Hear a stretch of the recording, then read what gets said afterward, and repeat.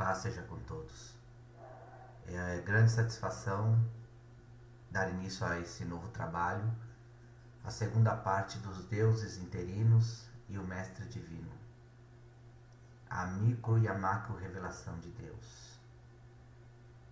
Espero que esteja sendo de aprendizado e seja satisfatório para quem está ouvindo, acompanhando, como o é para mim, porque aquele que ensina, digo com propriedade, acaba por aprender mais do que aquele que ouve.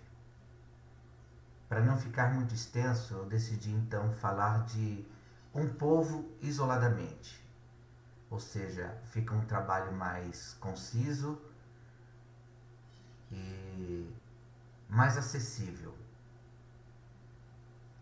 A primeira parte nós descrevemos a origem do Deus desconhecido, o entrave que aconteceu em Atenas, na colina de Marte, a introdução de Epimênides nesse cenário divino, espiritual, num plano universal de Deus, os desdobramentos até chegar ao apóstolo São Paulo e seu discurso no Areópago, a sua defesa, ou melhor, a defesa dele a favor de Jesus como o Theos e o Logos, tanto judeu e grego respectivamente.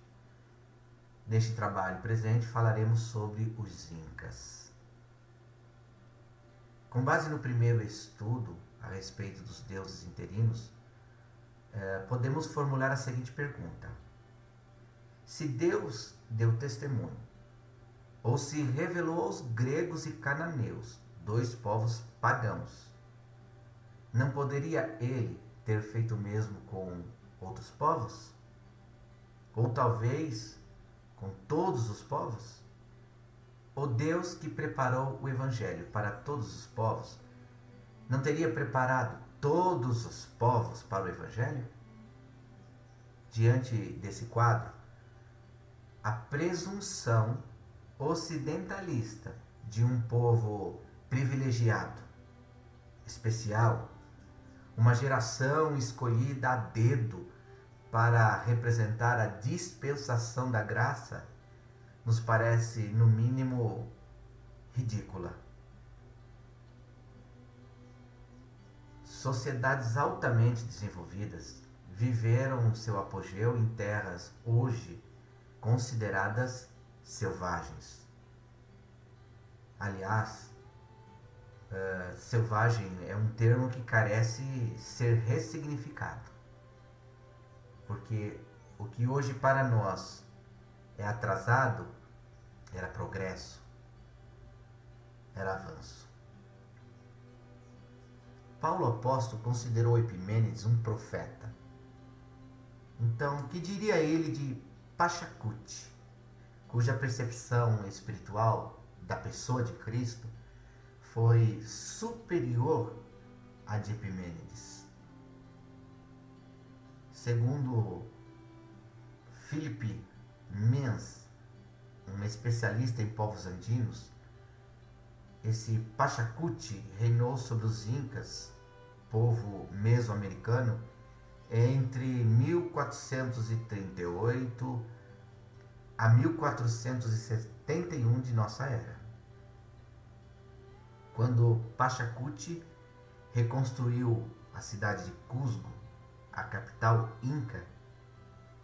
Ele fez tudo em escala suntuosa, grandiosa, enchendo-a de palácios, fortes, enfim, e um novo templo dedicado ao sol. A seguir, mandou levantar um fabuloso recinto dourado em Coricancha. Esse edifício rivalizava em esplendor com o próprio Templo de Salomão em Jerusalém.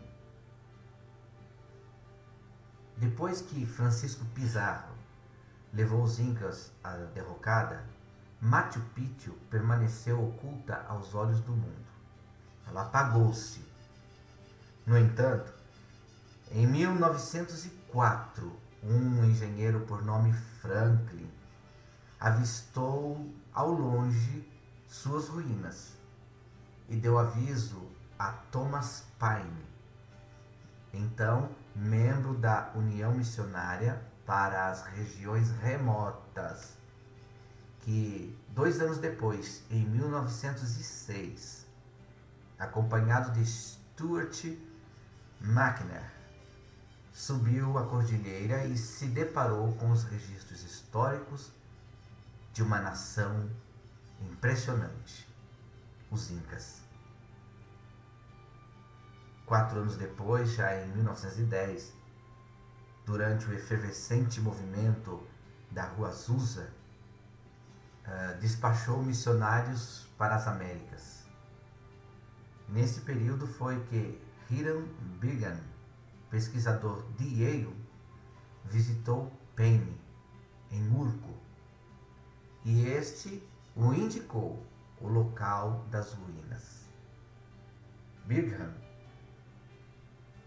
como todo pesquisador secular, tomou os créditos pela descoberta,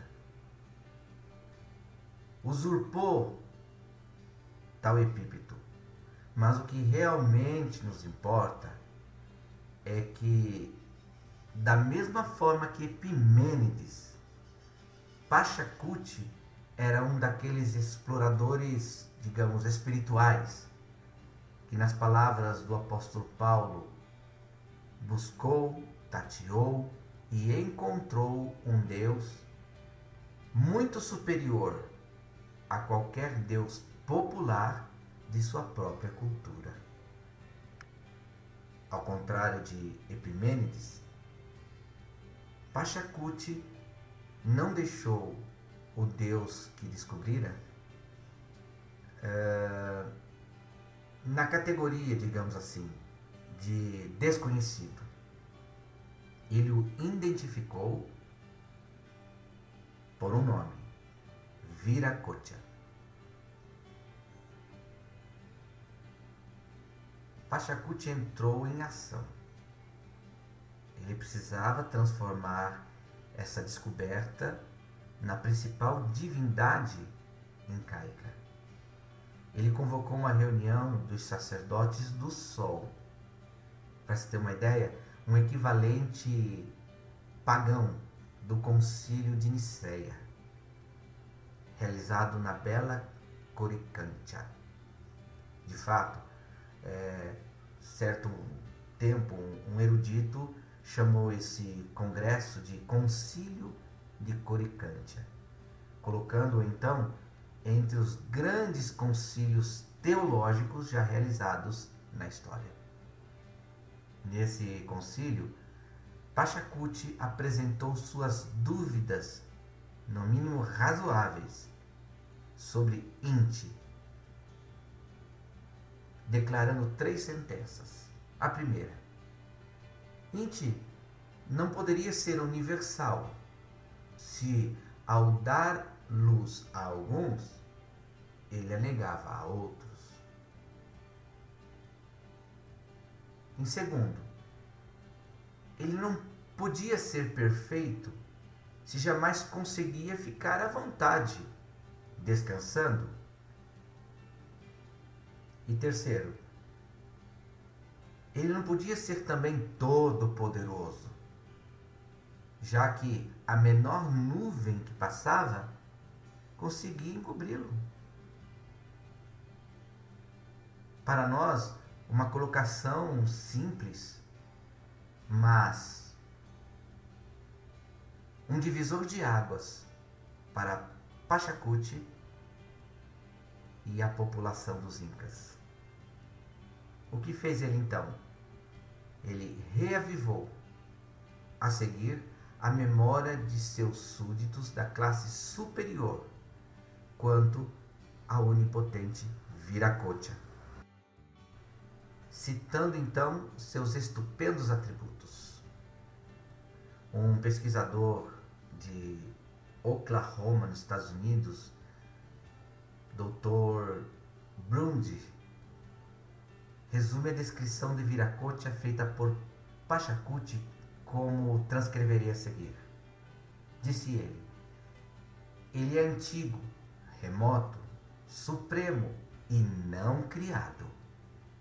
Também não necessita de satisfação vulgar. Ele se manifesta como uma trindade, olha gente, como uma trindade, Pachacuti, quando assim o deseja. Caso contrário, apenas guerreiros e arcanjos celestiais rodeiam a sua solidão. Ele criou todos os povos pela sua palavra. Lembram agora do primeiro trabalho, a introdução? Palavra, na descrição de Heráclito, sombra. Estava presente nas leis de Platão, entre os filósofos e o apóstolo João. Ou seja, a palavra criacional, gerando vida, forma, incluindo aí o que os incas chamavam de huacas, os espíritos. Ele é o destino do homem, ordenando seus dias e sustentando-o. É, na verdade, o princípio da vida, pois aquece os seres humanos através de seu filho criado, Punchal. Para seu entendimento na época, seria o disco do sol, que de alguma forma se distinguia de Inti. Prossegue ele: é ele quem traz a paz e a ordem. É abençoado em seu próprio ser e tem piedade da miséria humana. Só ele julga e absolve os homens, capacitando-os a combater suas tendências perversas. Vemos aqui então uma suma teológica de Pachacuti. A exemplo que já citei em outro trabalho, que o livro de Romanos encerra em si mesmo todo o compêndio cristológico, toda a mensagem de queda, regeneração, restauração, filiação, santificação e salvação. Pachacuti conseguiu definir aí, em sua suma teológica, atributos inerentes a Deus e pertinentes a Deus, de sua natureza intrínseca e também em relação a nós, seres criados, e ao Espírito que habita no homem. Diante dessa sua exposição, alguns sacerdotes do sol reagiram com amarga hostilidade. As declarações de Pachacuti golpearam, seus interesses como uma granada explodindo, destronando. Outros consideraram a lógica de Pachacuti irresistível e concordaram prontamente em servir Viracocha. Dentre estes, porém, vários se preocupavam com um problema muito prático.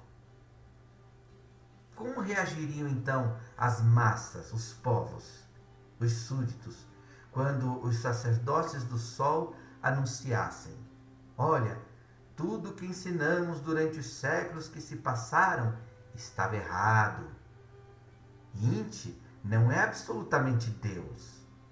Esses templos imensos que construíram para ele com tanto sacrifício, tanto esforço, e por sua ordem, são inúteis. Todos os rituais e orações, sacrifícios ligados a Inti, de nada valeram ou valem. A partir de agora, precisamos começar da estaca zero, adorando um Deus verdadeiro, chamado então Viracocha. É verdade que uma tal notícia produziria abalo, incredulidade, concorda? Ou até mesmo daria lugar a um levante, uma revolução social, uma guerra civil. Mediante isso, Pachacuti cedeu também à diplomacia política. Deve ter tido lá suas razões. E ele ordenou que a adoração de Viracocha, então, ficasse confinada à nobreza.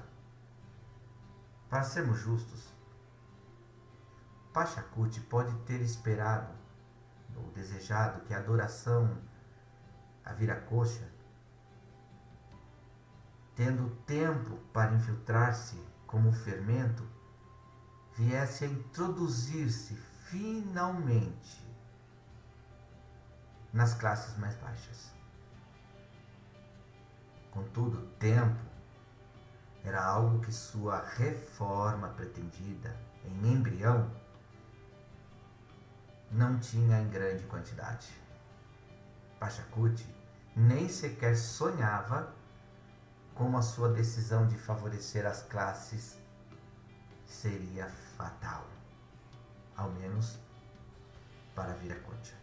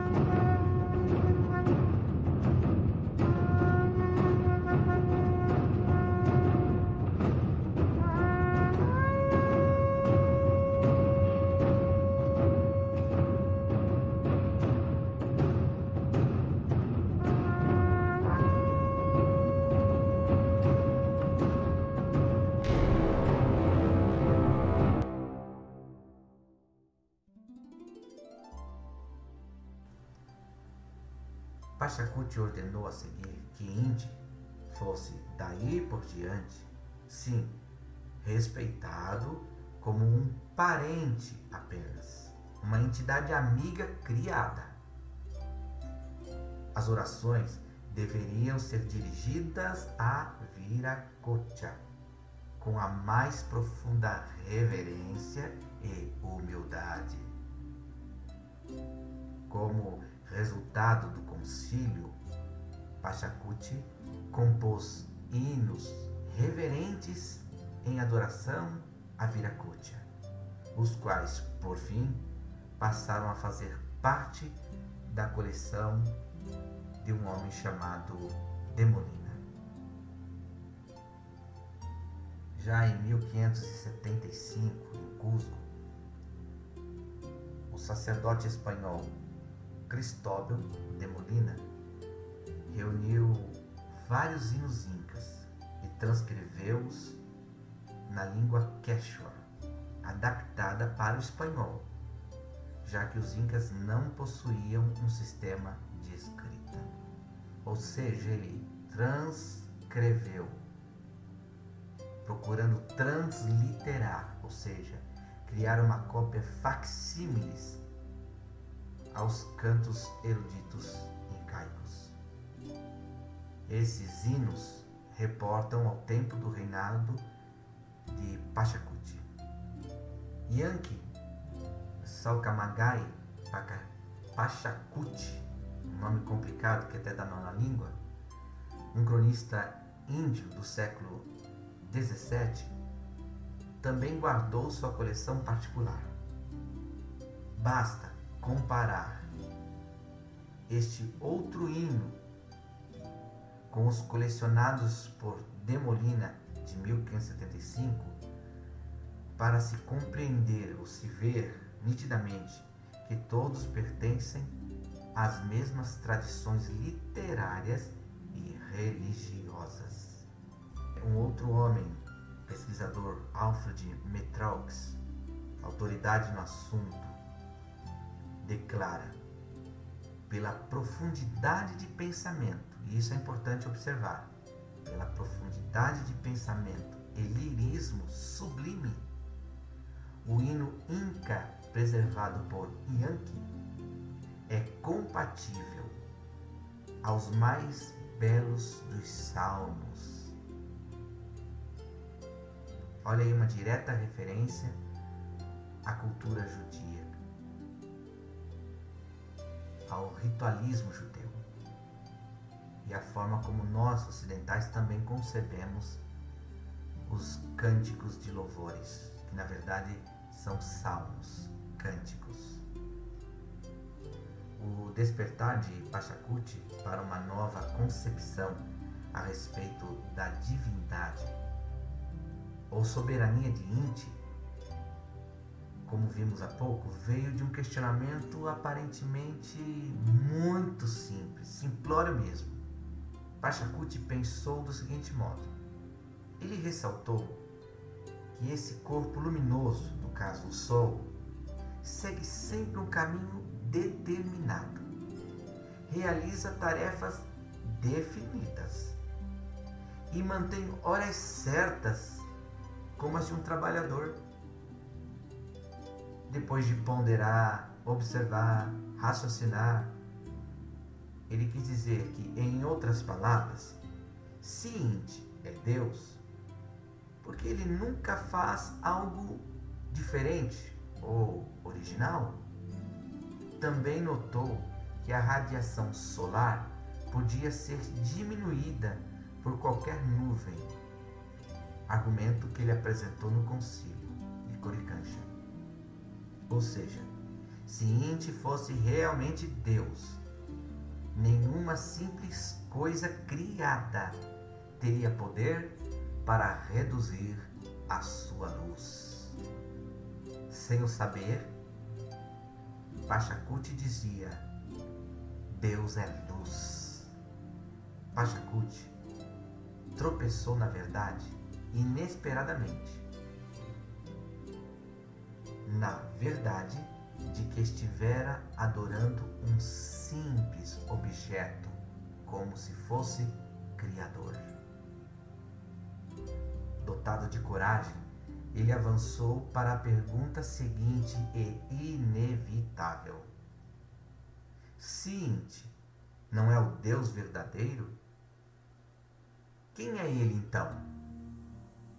Muito interessante isso. Onde um Inca pagão, afastado dos conhecimentos judaico-cristãos, poderia encontrar a resposta a essa pergunta? A possibilidade desse evento foi prevista pelo apóstolo Paulo, quando escreveu que Deus, no passado, permitiu que todos os povos andassem nos seus próprios caminhos. Contudo, não se deixou ficar sem testemunho. Pachacuti institui então Viracocha, o Senhor, o Criador onipotente de todas as coisas. Tudo o que restava da anterior lealdade inca a Viracocha era um santuário chamado Quihuacancha, situado na parte superior do vale Vilcanota. Pachacuti lembrou também que seu pai, Hatum Tupac, afirmou certa vez ter recebido conselho num sonho por parte de Viracocha.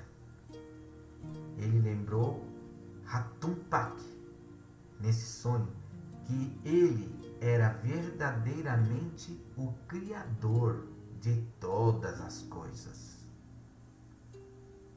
Vemos então aqui uma revelação feita Hatum Tupac, o pai de Pachacuti.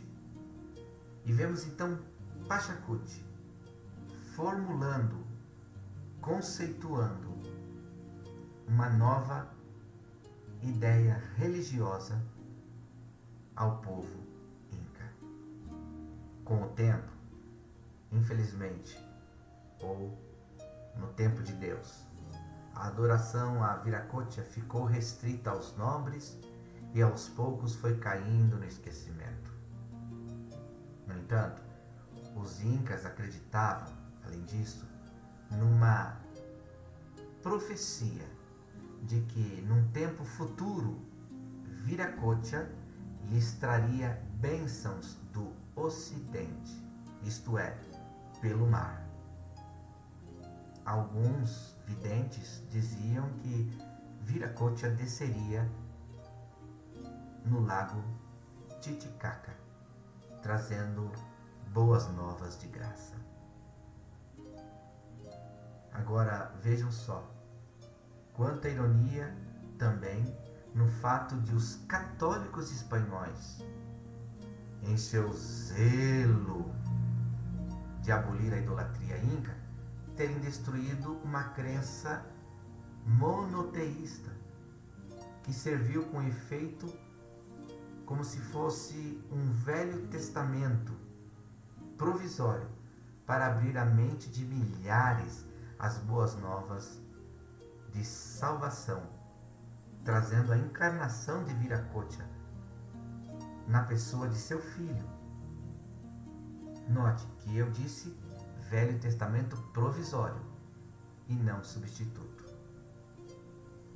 Deveriam então os missionários espanhóis, os conquistadores espanhóis, terem agido como Paulo, ensinando que o agnosto teu, o Deus desconhecido que nomearam Viracocha, era na verdade Jesus Cristo, o Filho de Deus, e que eles, indo-germânicos, estavam ali como missionários, cumprindo a profecia inca de que trariam as boas novas do reino celestial. Vamos então comparar Viracocha por um momento com Akhenaton, faraó egípcio que tentou também uma reforma religiosa. Os egiptólogos proclamam Akhenaton, que reinou em 1379 a 1361 a.C., declaram como um gênio raro por ter tentado, sem sucesso, substituir a idolatria confusa e vulgar do Egito antigo pela adoração do sol. Ora, Pachacuti, no entanto, se encontra quilômetros adiante de Akhenaton. Veja sua compreensão de que o sol, que podia apenas cegar os olhos humanos, não tinha condições de competir com um Deus grande demais para ser visto pelos olhos do homem.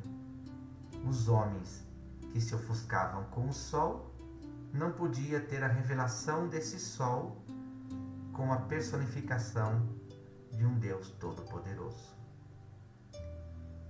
Agora veja que interessante, como é curioso que os estudiosos, os eruditos modernos, tenham feito enorme publicidade em torno da reforma de Akhenaton, enquanto a de Pachacuti é somente citada ou mencionada em livros de estudos obsoletos praticamente, obscuros, para iniciados em culturas. Mas vamos endireitar os registros. Se a adoração do sol por Akhenaton estava um degrau acima da idolatria, a escolha de Pachacuti de adorar a Deus em lugar do sol foi como um salto para a estratosfera. descobrir um homem como Pachacuti no Peru do século XV é tão surpreendente como encontrar um Abraão em Ur ou um Melquisedeque entre os cananeus. Se fosse possível voltar no tempo, Pachacuti é alguém que certamente eu, como gostaria de conhecer Paulo, José, Moisés, alguém a ser conhecido por mim também. Podemos inclusive identificá-lo para o povo mesoamericano como o Melquisedeque Inca. Os atenienses e cretenses da época de Epimênides e os incas dos dias de Pachacuti, é verdade, isso é fato, morreram sem ouvir o Evangelho de Jesus Cristo na mesma forma e concepção que ouvimos depois dos protestantes, dos reformadores e do advento pentecostal. Mas o que vamos dizer a respeito disso? Não houve povos pagãos que tivessem vivido para receber as bênçãos do Evangelho, os quais já tivessem um conceito de Deus? Estamos nós mais preparados e inclinados a aceitar as novas de salvação do que estiveram eles? Somos nós mais avançados por chamarmos o Filho de Deus de Jesus Cristo, Joshua, Yahvé, Sekenum, do que estiveram eles, ou no caso aqui os incas, de chamá-lo de Viracocha? Quem é mais agraciado? Nós que porventura recebemos a efusão de Espírito? Não são eles também povo a quem o Senhor fez questão de não deixar sem seu testemunho próprio? A história registra, de fato, muitos povos desse tipo. E os incas é apenas mais um